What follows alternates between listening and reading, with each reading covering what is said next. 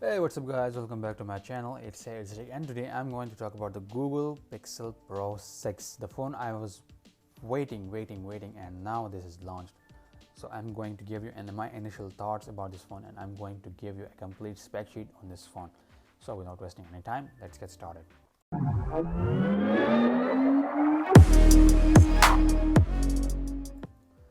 So the Google Pixel 6 Pro has launched and it is the flagship level performance phone. The launch price is $800. So that is not mine. I can't afford this phone right now, but I'm going to give you a complete spec sheet of this phone. So let's talk about the display. The display, they are using the Super AMOLED, the Quad HD Plus resolution with a PPI density of f512. Really? Oh my god. And also this phone can support HDR10 plus content with the Gorilla Glass Victus on the front, and also the refresh rate of 120 Hz. Wow, this is awesome. The display feature also DCI-P3 because they are using the 512 ppi density, so that is also a great feature for this phone. The max brightness of this phone is 807 nits. I'm a little disappointed to see that only 807 nits. Nowadays the mid-range device can be up to 1200 nits.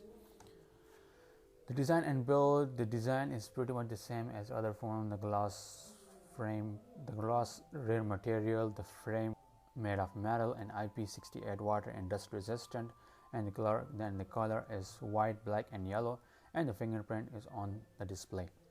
The screen body ratio is 88%. I'm also a little disappointed to see that.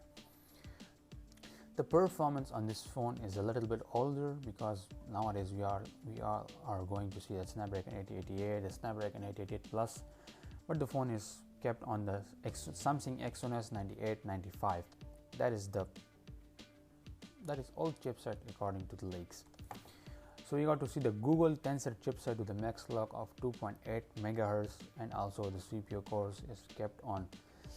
The two cores have the Cortex X1, so that means you got to see the better speed and a better power efficiency cores also. The L3 cache is also 4 MB, so that is also a plus point. The processor is kept on a 5nm technology. That is also a plus point for this phone because this is the Google phone and the chipset is only designed for the Google phone and also the Google Tensor chipset. The GPU is the Mali G78MB12 and the GPU clock is 848 MHz. So that is also the fastest GPU on this market right now. On this phone right now. So now let's talk about the RAM. The RAM size is 12 GB. Wow, they are using the LPDDR5 RAM with the 12 GB. This phone will gone nuts. This is the most fastest phone on Google right now.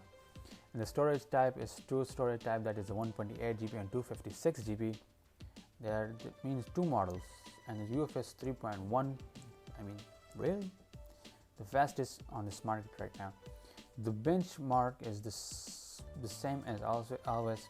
The single core is 1010 and 48, and the multi-core is 28 and 56. That is not amazing because the Snapdragon is pretty much higher than this, and there is also no memory card slot in this phone, so down for the Google. The software is the operating system Android 12. The phone launched with the Android 12, and also this is the stock Android because the phone is made by Google. I am a little amazed to see that the phone launched with a 5003 mAh battery. Really, Google? How? The charging power is also kept on 30 watt. Google can offer this 120 watt, 67 watt. Yeah, 30 watt is also great, but who cares? The wireless charging is also kept on 23 watt and also supported the reverse word charging. The fast charging can charge the 50% in only 30 minutes, so that means you got to see the full battery on the 60 minutes or 70 minutes according to the leaks. Now let's talk about the camera. The camera is the main part of this phone because they are using a 50 megapixel main camera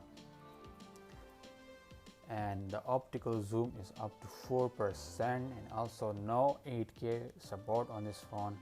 The 4K recording is kept on 60 fps, the 1080p and up to 60 fps.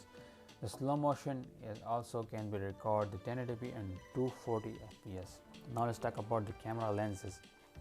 They are using the 3 camera lenses. The first one is 50 megapixel Samsung GN1 sensor. That is the most amazing sensor on the phones I've seen ever, because this is the same camera sensor they have used on the Xiaomi Mi 11 Ultra, also on the Honor Magic 3 Pro Plus 5G. Also there is also a telephoto lens, that is a 48 megapixel Samsung IMX586. The focal length of this phone is 104 millimeters, so that means 4 times optical zoom. There is also an ultra wide lens. I'm not agree with the ultra wide lens, because this is only 12 megapixel, and also an old sensor, the IMX386 sensor. I'm also a little curious about that. The camera features the bokeh mode, the pro mode, and the RAW support. So yeah, this phone can support RAW mode. That is a plus point for this phone. The selfie camera is little older, because that is the 11.1 megapixel. It's a little odd to see that 11.1 megapixel camera on the $800 phone. I mean, Xiaomi is providing the 16 megapixel, 20 megapixel. Let's back to the video. Image resolution is kept on 3840 multiplied to 2880. You get my point. The aperture is f2.0. The focal length is also 24 millimeters, so that means the camera is pretty much the same on other phones. The video resolution is kept on 4K up to 30 fps. Now let's talk about the connectivity. Of course, this is the Google phone, so that means you're going to see the better connectivity. They are using the Wi-Fi 6 with the Bluetooth version of 5.2, the USB Type-C, and the USB version is 3.1, because this is the flagship phone. The USB also features the charging USB storage option and OTG on the go USB. The phone also supports the NFC port. I mean, nowadays we also use NFC.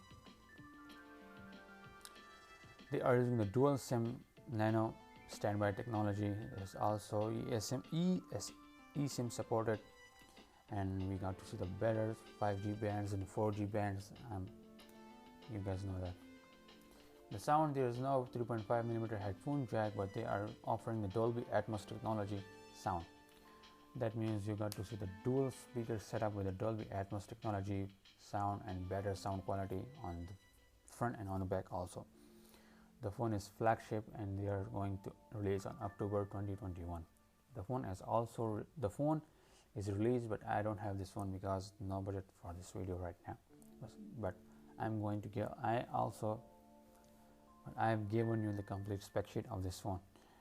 If you want to buy a better phone on $800, I'm going to make another video on that. So make sure you subscribe to my channel and press the bell icon and never miss an update to my video.